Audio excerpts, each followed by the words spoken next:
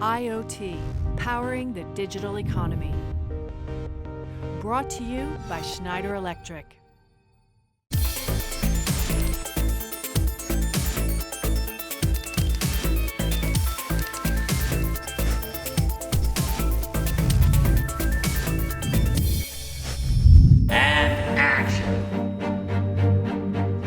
In the fast-changing media sector, creating content that makes the best use of new technology is the only way to stay ahead of the competition. Now that requires both creativity and risk-taking, and with more and more platforms gathering our precious data, the technological infrastructure has to be robust enough to cope. We get most out of our media online.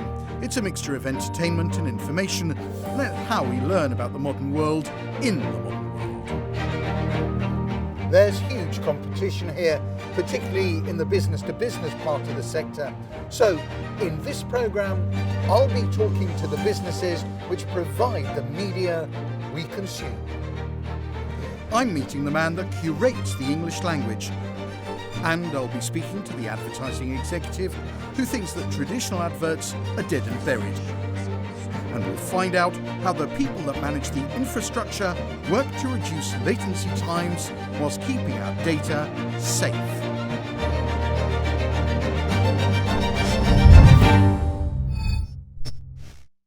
The consumer face of media has changed beyond all recognition. There's more entertainment and news at our fingertips, and it's digital. What's more, it's available, well, on almost every device in easily digestible formats. The large B2B media operations have largely slimmed down. Some have gone to the wall, others have focused more on their consumer offerings. And that has left a group of leaner, hungrier media companies excited by the opportunities the sector has to offer. The aim of the Oxford University Press, or OUP, is to further the university's objective of excellence in research, scholarship and education by publishing worldwide. This organisation has been producing content for over 540 years, and that makes them one of the oldest publishers in the world. But they are also the ultimate adapter to digital innovation in the media sector. Tackling those challenges is Casper Grathwohl, President of the Dictionaries Division at Oxford University Press. Dictionaries are their most famous product, but in the age of the internet, where just about every fact, article or quote is available online, does anyone need a dictionary anymore?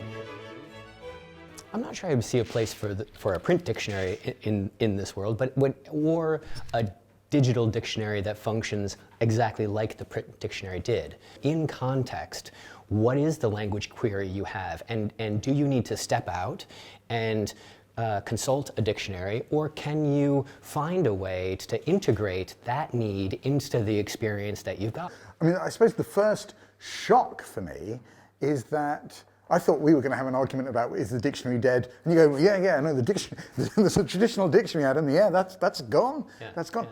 So digital isn't about something that might change this business.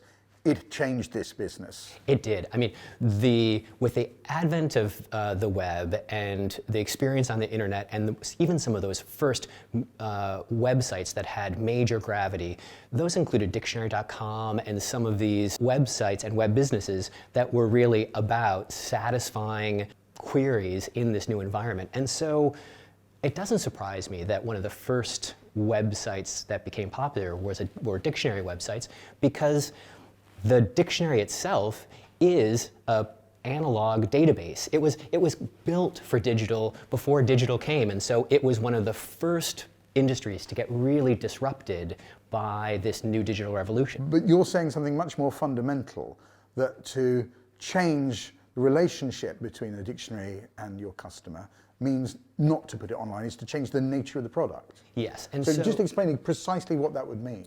In a digital experience, you may want to know the meaning of a word, for example, as you're reading an article.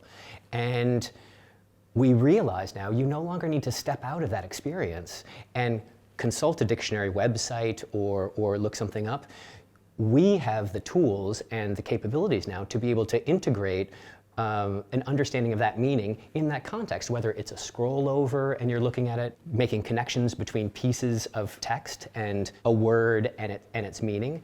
And these kind of queries within the experience is a new way of understanding how to answer language questions. So your dictionary is embedded in other people's works. Can you give me some concrete examples of the relationships you've built up with particular service providers and products which do that? Yeah, we work with Zynga, which is a online gaming company, and they create Words with Friends, which is one of the most popular word games in the world.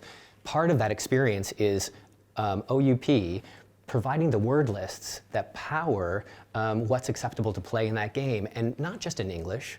We provide that for multiple languages, and we scrub those word lists, we enrich that data, and the reason that you can play Words with Friends in English as well as Hindi and Italian is because OUP has created the data that keeps that relevant. I imagine, now you've told me all this, I'm thinking, oh, is it actually all your stuff behind it on Microsoft Word? Is it when I speak to my Google Assistant or my Alexa Assistant, is that all yours? A piece of it is ours. It's definitely not all ours, but a lot of the intelligence that's embedded in language is when you are able to extract that, that's what's powering the AI revolution.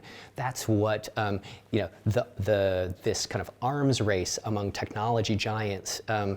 A lot of what's powering that development and that innovation is around language engineering, and our data is used in quite a bit of that. What the Oxford University Press is doing is really revolutionary. Arguably, their dictionary data is one of the key bits of technology driving the whole Internet of Things. And as voice control becomes more common, the value of that data will rise. But where there's a business opportunity, disruptor companies are never far behind. VaynerMedia has been around since 2009. They're a digital agency with big ambitions and lofty claims. They say they're a full-service digital agency built for the now, offering a range of services from modern video production to media planning, influencer marketing, Google and Alexa voice services, and everything in between. I think that means it's an advertising agency. Eric Fulweiler is Executive Director at VaynerMedia. He's a veteran of the Clinton Foundation, Forbes, and the marketing and advertising company Mullen. He's now the driving force at VaynerMedia's London operation, and I want to find out what his business philosophy is. The only thing that we're religious about is consumer attention, meaning we, from the CEO down, really only care about where people are actually spending their time today, or this month, or this year.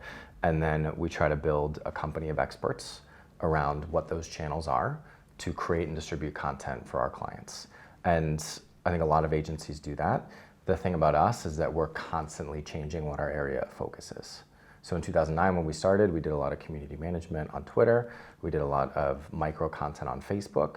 As the years have gone by, we've evolved with the space. We're creating content specifically for those channels. So the biggest changes for us, really it's just the rise of mobile and then social within that. But mobile as a platform, we're living through an era of disruption from a consumer attention standpoint that hasn't really happened at this scale since, I would argue, the 50s and 60s, when TV replaced radio as the primary device for consumer attention.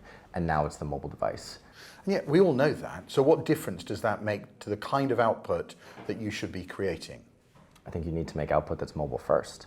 And I think... Well, what does that mean? I mean, so give me an example then of how an advertising message or a marketing message would be different because of your different disrupting type of approach to this. Well, I think first of all, you said we all know that. I would agree with you. But I think that sometimes there's not enough common sense in marketing.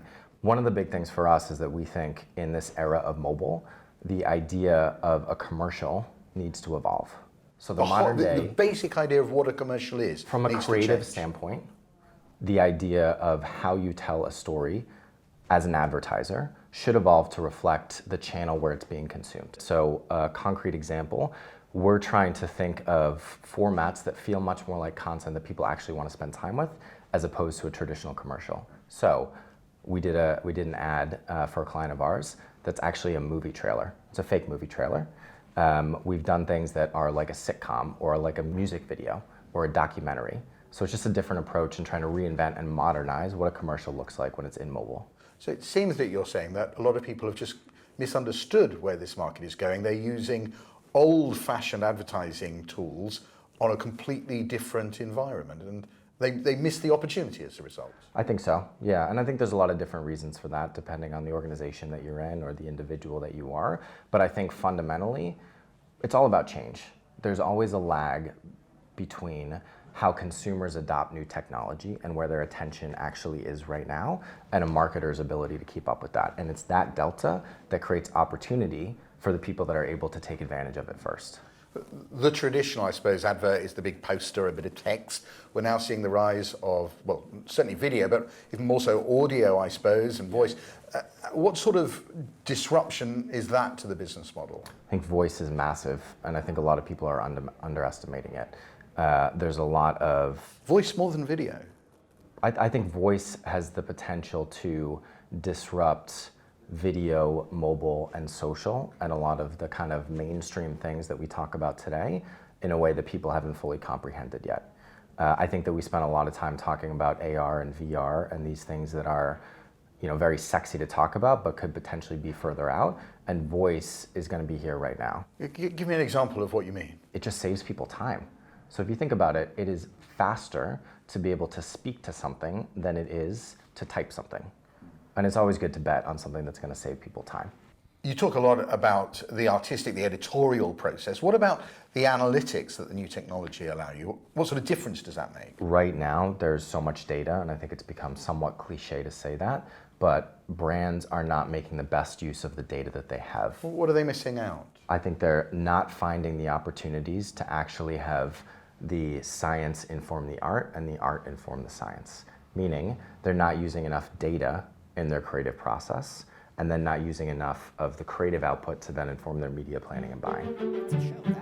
The rise of social media has led to a whole new breed of company like VaynerMedia who exploit digital platforms. So how long can the traditional media companies hold out against this tide, and will these social media organizations come to dominate every aspect of our digital lives?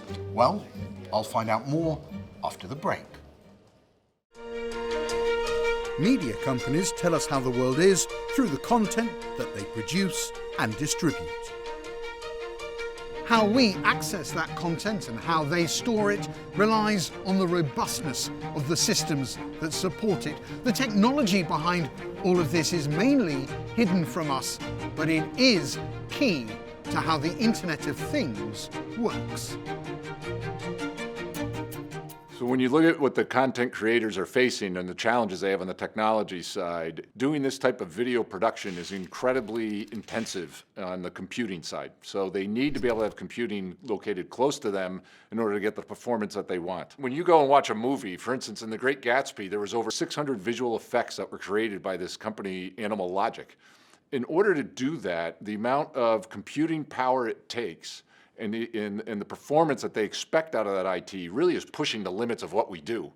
So it's interesting that many people in the industry tend to think about Google and Microsoft and these guys as, and they are cutting edge in what they're doing, but really it's media companies in many ways, the guys that are creating the content that are driving us very much on the edge of technology. So it's not only about art, but it's also about technology and how can they apply the technology to achieve their vision. And the creators of all this new media need to make sure that it's viewable on all of the devices we use, but of course, one in particular. There's no question that the mobile device is now becoming king. That mobile devices are what we designed for first. If a mobile ad does not come up within 3 seconds, 50% of the people turn off. And it deteriorates rapidly from there. And if you look at what the millennials and their expectations are, say they expect a 5 times better performance than I do, I would argue that in the future, this 3-second performance is going to go down. And that's why you see 5G being such a big topic in the industry. 5G promises to have 1,000 times the performance of 4G, potentially. Now, if you take that and say our expectations as humans is going to go up by 5 times in the next few years, that means our network now is going to be expected to be 5,000 times better.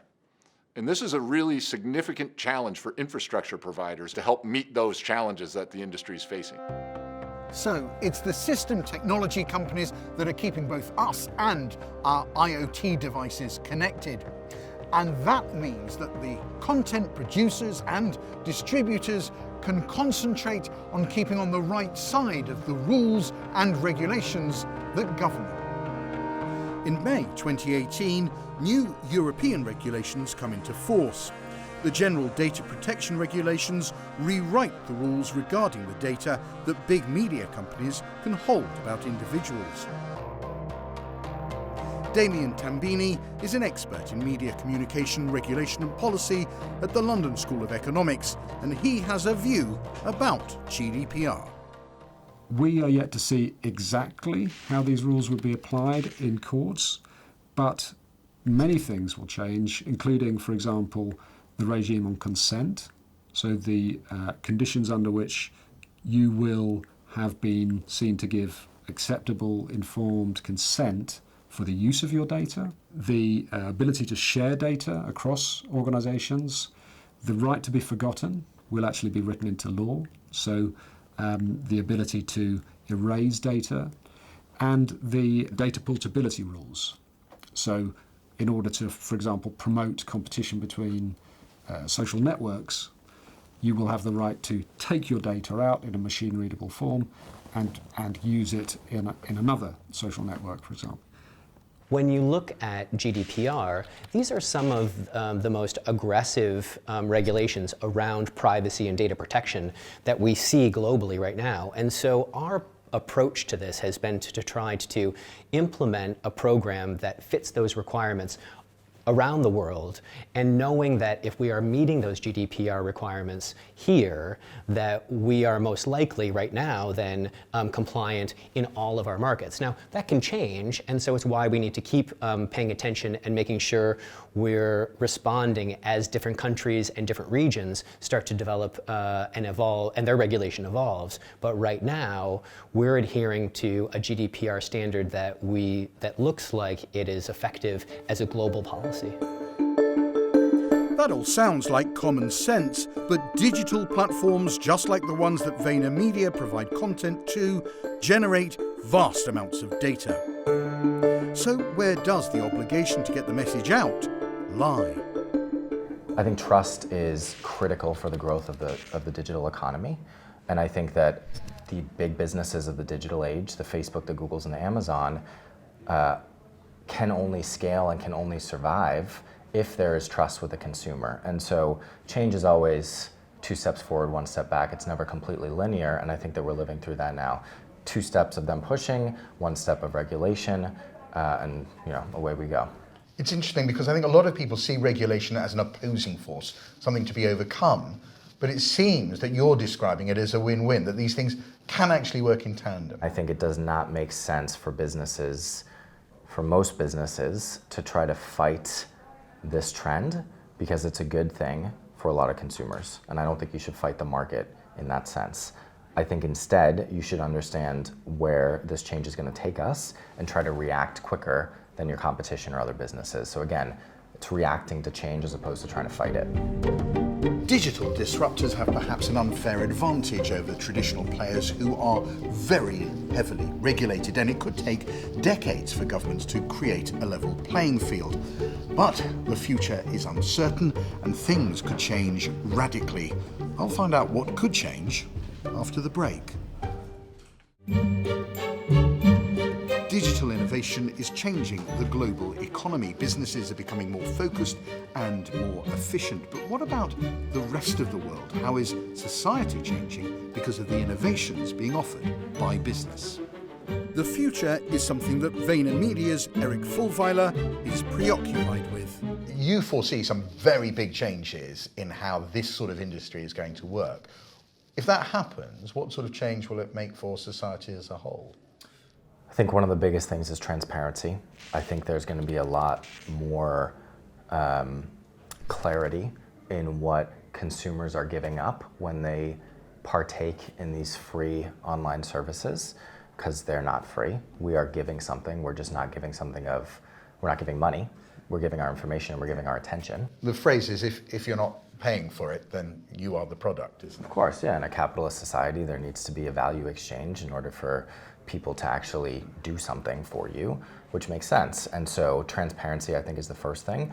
I think the other thing is, ultimately, it's a good thing for consumers because we're going to have more power, right? More of the advertising, more of the offering is going to be reverse engineered from what we want. And so in that world, as long as there is transparency, which again is a good thing, not just for consumers, but also for businesses, because you need to have trust in order to be successful in today's day and age, I think it's a win-win for both sides. So a future of more of what you want when you want it. Hopefully, would be the ideal. So, all power to the consumer. But the OUP sees another, more altruistic path, one that benefits education in developing countries and their businesses. One of the things that Oxford's focusing on is something we call digitally endangered languages. You might have 100 million speakers of isiZulu, and those speakers will be experiencing life in a digital sphere in English or another language, even if they're communicating with someone who's a house or two away. And so one of the things that we've been focusing on is building structured intelligent language data in languages that are not making that digital jump at this point.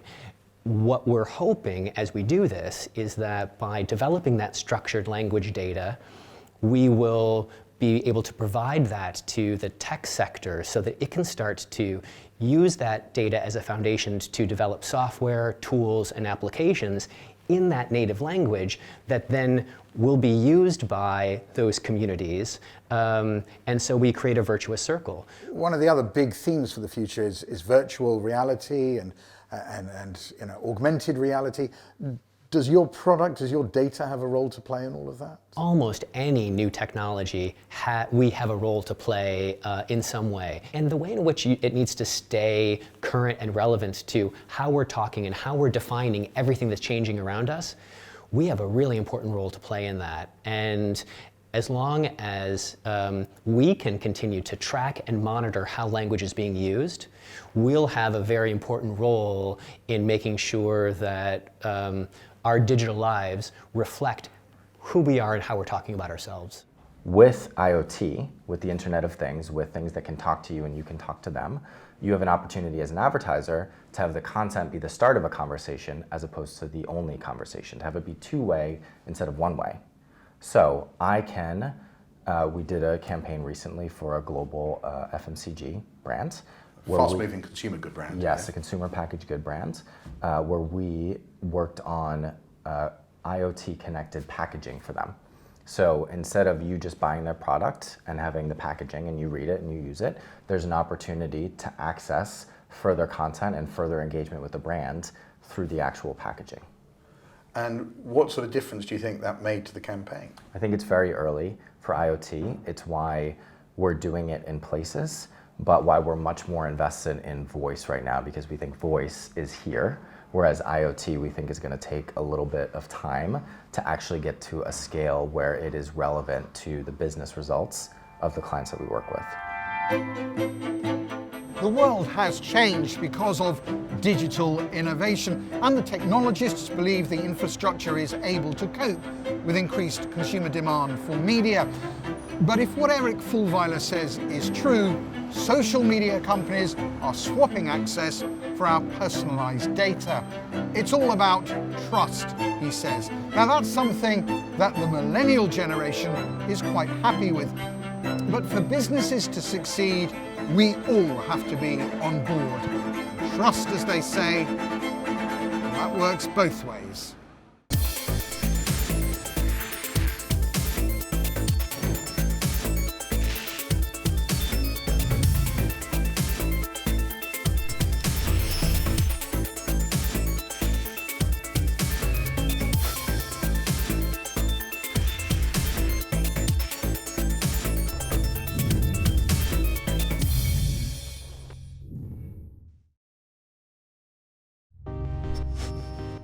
I.O.T.